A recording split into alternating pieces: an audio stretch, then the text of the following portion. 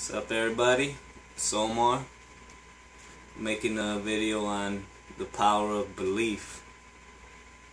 And what I'm trying to say is, if you believe in yourself, or whatever it is that you believe in, or whatever it is that you want, if you believe it, you keep thinking it, you will get it. You will achieve it. Like, for example, the point I am in my life right now, I feel like I got there because I kept thinking about it. I kept believing it. My first job was ProSort. Not really. I had a temporary job. I don't really consider that my first job because I was only there for like 2 days. We were making bird cages. And machine sitting for like 4 hours. Then lunchtime, back sitting down. Didn't consider that a job, but my first legit job, I stayed there for about a year and a half, I think, or a year. It was a ProSort, sorting mail.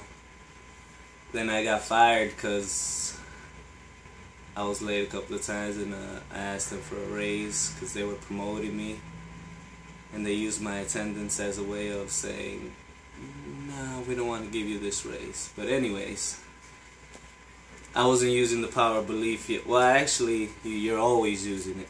That's what I believe. You're always using it. But I didn't know I was, I had this ability. So after ProSort, what was it? I believe I went to Wismark, which is where my dad works.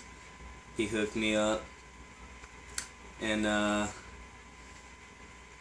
during all this time, in my free time, because I didn't always, I didn't have that job right away, I tried to rap, made music in my free time, and, I still keep that in mind. That's one of my hobbies.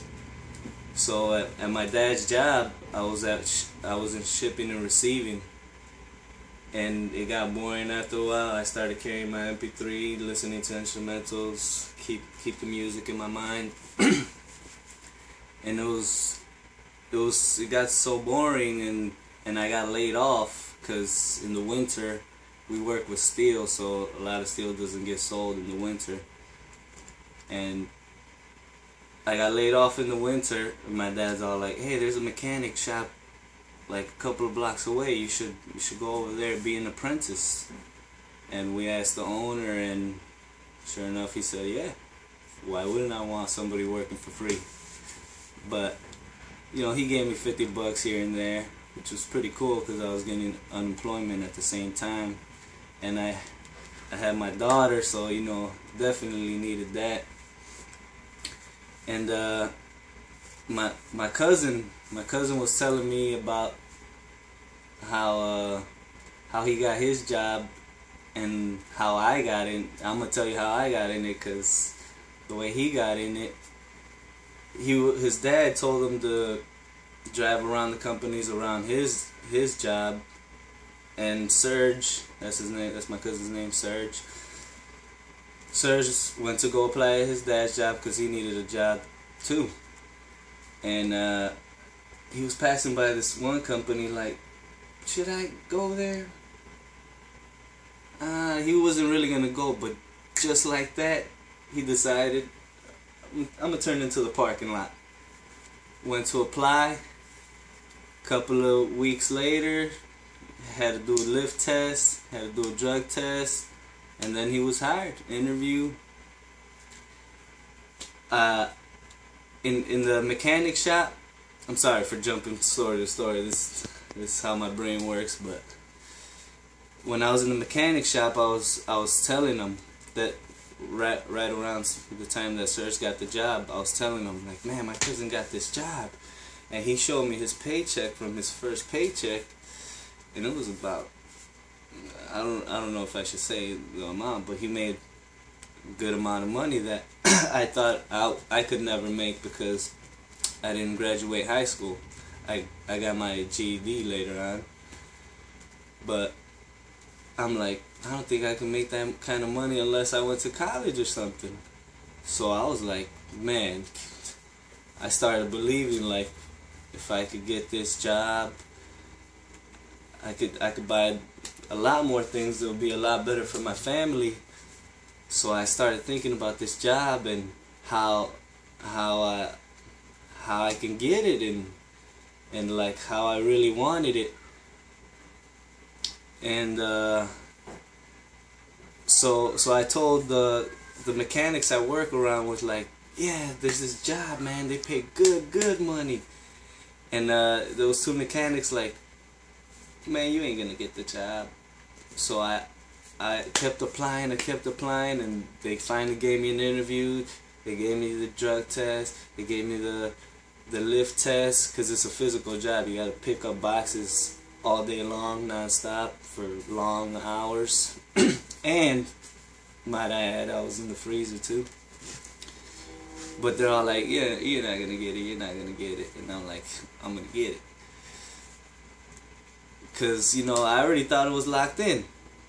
I did the interview, did all the tests that they needed. I just needed the call to say, hey, you start this day. And that was the month of January when I did that. No call. They didn't call me. I was like, man. And my cousin was telling me they hired like crazy there, like crazy. And I was like, damn. Like, I still didn't give up on it. I kept bothering my cousin, like, what happened? What happened? I asked him why they didn't call me. And the job that I got laid off from, which was with my dad, called me back. I think it was around February.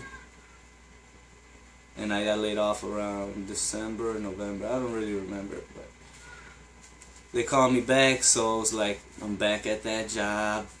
I started telling my supervisor there, like, about this job, like, man, they pay good, you should apply there too. But, you know, he was kind of like, you know, he's a supervisor there. But, why would I want to lose this?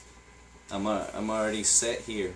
You know, some people just stay where they're at and think that's where they're going to be at their whole life.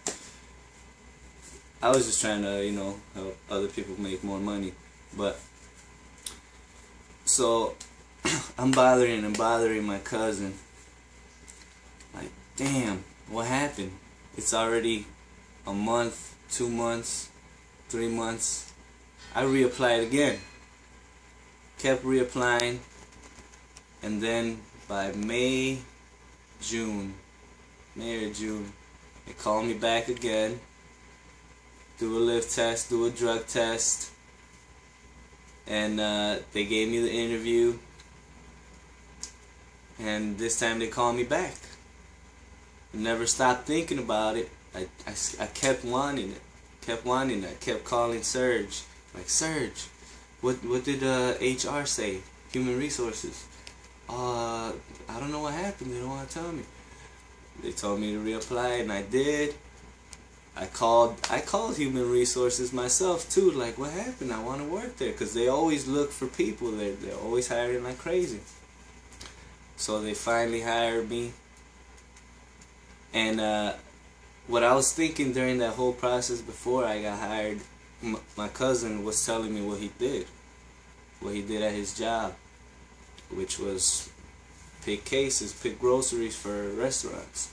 So I started picturing the way he was telling me, like, alright, what you gotta do is go down an aisle, you're gonna have a headset, and it's gonna tell you to pick so and so cases, and then the next spot, and then the next spot. And I just kept trying to envision how I would be doing this, and how I would be the best at doing it.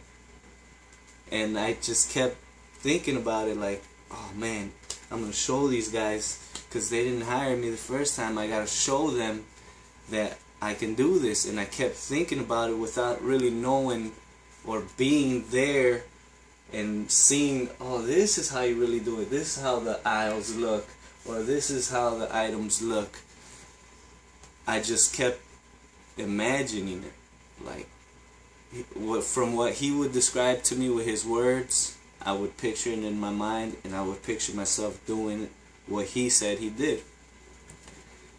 And Now I got 3 years in. Tomorrow, I believe. Tomorrow's my 3 years in.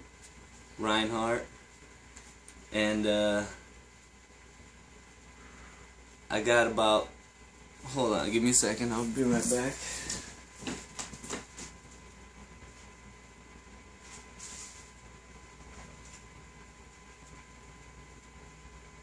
So I got about a couple of trophies. I got a couple of trophies from Reinhardt. My first one, I feel like I won kind of by luck, because they gave it to me because I've been there for 6 months. Oh my god, my ride is here. Bye now. Are we recording? Sorry for the interruption, my ride is here. But anyways, like I was saying, it's my first trophy, 2010, Mr. Accuracy. 2011, Warehouse Iron Man, picked the most cases. What I'm trying to say is, if you believe it, you're gonna do it. You're gonna achieve whatever you feel like you think you're gonna do. Just keep believing it. 2012, Iron Man once again. The power of belief, people. Use it. Power of belief. If you believe you could make money online, like I've been telling you you could, then click the link below and buy now. Do it. What are you waiting for? Stop sitting there and making excuses. Buy now.